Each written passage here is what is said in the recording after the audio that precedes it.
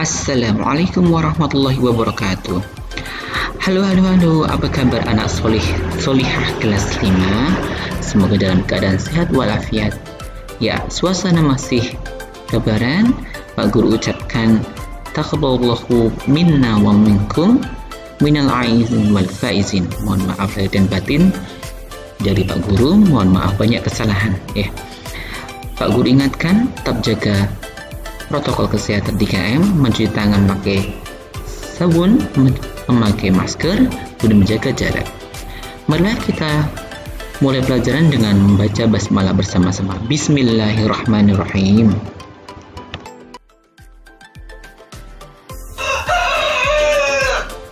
Ya, bismillahirrahmanirrahim. Materinya adalah tentang penyajian data. Untuk materi penyajian data bisa disimak. Nah, penyajian data sendiri bentuknya ada berbagai macam ya. Ada berbentuk daftar seperti pada gambar. Kemudian ada yang disajikan dalam bentuk tabel ya. Kemudian ada pula data yang disajikan dalam bentuk seperti ini.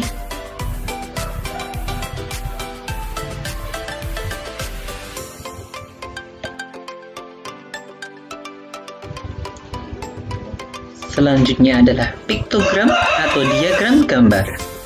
Ya, diagram gambar mungkin kalian sebenarnya sudah pernah menjumpai, hanya mungkin tidak tahu istilahnya ini adalah apa. Diagram gambar atau piktogram seperti ini ya. Mungkin bisa dijumpai ketika kalian berkunjung di museum. Biasanya dijumpai dalam bentuk piktogram agar lebih menarik dan lebih mudah untuk dipahami oleh pengunjung. Kemudian disajikan dalam bentuk diagram batang ya. Diagram batang tentu kalian juga sudah familiar. Kemudian ada pula yang disajikan dalam bentuk diagram garis ya, seperti ini. Kemudian ada diagram lingkaran. Untuk diagram lingkaran juga tentu kalian sudah tidak asing lagi. Nah, kita bahas yang pertama adalah tentang tabel frekuensi untuk pengertian dapat dibaca ya. Dan silahkan dicatat untuk pengertiannya. Untuk selanjutnya nanti kita akan mengetahui bagaimana cara menyusun atau membuat tabel frekuensi atau distribusi frekuensi. Bagaimana caranya, kemudian teknik-tekniknya seperti apa bisa dilihat. Sebagai contoh berikut ini. Ada data berat badan siswa kelas 5 hasil timbangan. Caranya dengan mencoret datanya, kemudian membuat turus ya. Contoh berat badan 30, 35, 40, 42, 38, 45 ya. Kita buat turus setiap datanya. Setiap kita tulis turusnya, turus itu yang tegak lurus ini ya, yang Pak Guru sajikan dalam bentuk coretan tegak lurus. Maka data yang ada di soal atau di atasnya kita coret agar nanti tidak tertulis lagi atau dihitung lagi. Takutnya nanti karena tidak dicoret, ternyata tadi sudah dihitung, kok dihitung lagi, jadi tidak tepat. Nah, untuk menghindari hal tersebut, ya setelah dibuat turusnya, kemudian dicoret data di atasnya. Cara yang lain adalah dengan cara mengurutkan data. Nah, seperti pada gambar ya. Ternyata ketika dijumpai sekumpulan data yang tidak urut, silakan diurutkan dari nilai yang terkecil ke nilai yang terbesar. Ketika ada 2 data nilai terkecil ya tulis 2 kali. Ketika ada 4 data yang sama, kita tulis 4 kali. Seperti itu. Kita urutkan dari kecil yang terbesar. Dengan begitu kita dapat mengetahui jumlah setiap data tersebut. Contoh 65. Setelah kita urutkan ternyata ada 2. Ya, berarti ada 2 anak. Kemudian 85 ternyata ada 4 anak, 93 anak, 95 ada 4 anak. Seperti itu. Ya, dengan seperti ini akan lebih jelas melihatnya, akan lebih mudah membuat data, pengelompokan datanya, sehingga untuk kemudian nanti dibuat tabel frekuensi atau distribusi frekuensi akan lebih mudah. Ya, jadi yang pertama tadi dengan cara membuat turus, tidak perlu mengelompokkan data secara urut, boleh. Atau yang kedua dengan cara mengurutkan datanya dari nilai yang terkecil hingga yang terbesar. Nah, untuk yang selanjutnya adalah menyajikan diagram batang. Ya, langkah-langkahnya ada 4. Yang pertama membuat sumbu vertikal dan horizontal, sumbu tegak dan mendatar. Ya. Kemudian yang kedua adalah pada sumbu horizon atau mendatar, tuliskan nilai atau nama datanya. Ya. Kemudian untuk sumbu vertikal, tuliskan frekuensi atau banyaknya data atau jumlah. Ya, biasanya jumlah anak, kemudian berat badan yang berupa angka untuk sumbu vertikal itu. Jadi bersifat nilai kualitatif atau angka. Sedangkan yang horizontal itu biasanya yang bukan angkanya. Untuk langkah yang ketiga, membuat persegi panjang sesuai dengan nilai setiap data. Contoh misalnya jumlah pengunjung di hari Minggu ada 10, maka membuat persegi panjang yang tingginya sama dengan angka 10. Nah, maksudnya seperti itu. Kemudian langkah yang keempat, memberi nama atau judul diagram batang sesuai dengan data yang disediakan. 4 hal ini kalian ingat, karena ketika ada satu hal kalian lewatkan, maka diagram batang tersebut tidak sempurna, tidak lengkap informasinya. Sebagai contoh adalah seperti ini.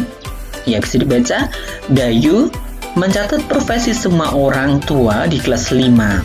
Nah, setelah menanyai satu persatu, diperoleh data orang tua kelas 5 adalah sebagai berikut. Yang sebagai PNS sebanyak 8 orang, kemudian TNI sebanyak 5 orang, kemudian petani ada 12 orang, guru dan hingga wira swasta masing-masing bisa dilihat. Kemudian diminta untuk membuat diagram batang. Ingat 4 langkah tadi? Ya, kita buat sumbu mendatar dan sumbu tegak, horizontal dan vertikal. Ya, untuk sumbu horizontal kita tuliskan nilai atau nama datanya. Nah, tadi sudah tentang profesi orang tua. Mohon maaf ini Pak Guru menuliskan salah, bukan prestasi. Ini tertulis prestasi orang tua, harusnya adalah profesi data. Ya. Jadi PNS, TNI, petani, guru dan wira swasta. Ya. Jadi ini kesalahan ketik ya, yang Pak Guru tunjuk ini, yang Pak Guru beri warna kuning ya. Bisa perhatikan. Ya, ini yang Pak Guru beri warna kuning, prestasi ini harusnya adalah profesi atau pekerjaan orang tua. Lebih lengkapnya adalah profesi atau pekerjaan orang tua kelas 5 SD Nusantara 1. Ya, kemudian untuk sumbu tegaknya adalah banyaknya orang tua atau jumlah orang tua. Dimulai dari angka 1 hingga 12. Kemudian judul jangan lupa, ya, dituliskan judul, yaitu tentang diagram profesi orang tua siswa kelas 5 SD Nusantara 1. Kemudian kita buat persegi panjang sesuai nilai setiap datanya. Contoh PNS. Sebagai catatan untuk sumbu tegak atau vertikal, ya seperti pada gambar, untuk setiap jarak datanya, misalnya 1, 2, ini jaraknya harus tetap, ya. Maksudnya selisih datanya. Contoh 1, 2, 3, ternyata setiap jaraknya adalah 1, ya. 1, 2, 3, 4, 5 itu tetap jaraknya. Atau selisihnya, rentangnya adalah 1, ya. Dan untuk sumbu tegak ini dimulai angka 0, ya. Tidak boleh tiba-tiba langsung 55. Kalau nanti kalian belajar lebih lanjut tentang diagram batang, ketika tiba-tiba mulai dari angka 55, nanti akan diberi tanda seperti kurva. Ya, kurva tegak seperti simbol denyut jantung pada alat pada deteksi denyut jantung itu, ya. Kita kembali, jumlah PNS-nya ada 8, ya. Kita buat persegi panjangnya sampai angka 8, kemudian TNI-nya ada 5, petaninya ada 12, kemudian guru ada 3, dan wira swasta ada 2 orang tua. Seperti itu, nggih. Bisa dimengerti, nggih? Ya, kita lanjutkan contoh berikutnya. Ada banyak siswa dan nilainya. Kira-kira ketika diminta untuk menyajikan dalam bentuk diagram batang atau histogram, harusnya kalian bisa karena sederhana. Langkah yang pertama, buat sumbu mendatar atau horizontal atau sumbu X ya. Kemudian sumbu vertikal atau sumbu tegak. Untuk sumbu mendatarnya, jenis datanya adalah nilai. Tadi disebutkan nilai siswa dari mulai 4 hingga angka 10 ya. 4, 5, 6, 7, 8, 9, 10 ya. Kemudian sumbu tegaknya adalah jumlah data ya. Berapa frekuensinya, yang dapat nilai 4 itu ada berapa anak, itu akan ditunjukkan di sumbu vertikal. Jangan lupa diberi keterangan untuk sumbu vertikal atau tegaknya, yaitu banyaknya siswa ya. Kemudian ingat pula menuliskan judul diagram batang.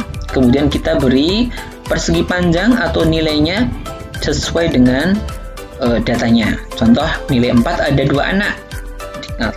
Kemudian nilai 5 ada 6 anak, dan seterusnya sampai angka 8 dan 9 dan 10. 9, angka 9 ada 4 anak, 10 ada 2 anak. Seperti itu nggih. Contoh berikutnya, hasil ulangan pada pelajaran matematika kelas 5 diperoleh seperti pada gambar. Ada 95, 85, 65, 75 dan seterusnya sampai nilai yang terakhir adalah 70. Kita buat diagram batangnya dengan cara yang kedua, yaitu dengan cara mengurutkan datanya dari nilai yang terkecil. Kita urutkan, yaitu 65 sampai 95. Kita urutkan, setelah kita urutkan baru kita kelompokkan menuliskan datanya ya. 65 ternyata kita hitung ada 2 anak, 70 ada 5 anak, 75 ada 9 anak, hingga 95 ternyata ada 4 anak ya. Itu pengelompokannya. Kemudian baru kita buat diagram batangnya. Yang pertama kita buat, masih ingat? Ya, pintar. Kita buat sumbu mendatar dan sumbu tegaknya. Untuk sumbu datar kita tuliskan jenis atau nilai datanya ya. Tadi adalah nilai, perolehan nilai ulangan. Kemudian untuk sumbu tegak atau vertikalnya kita tuliskan frekuensi atau banyaknya data ya.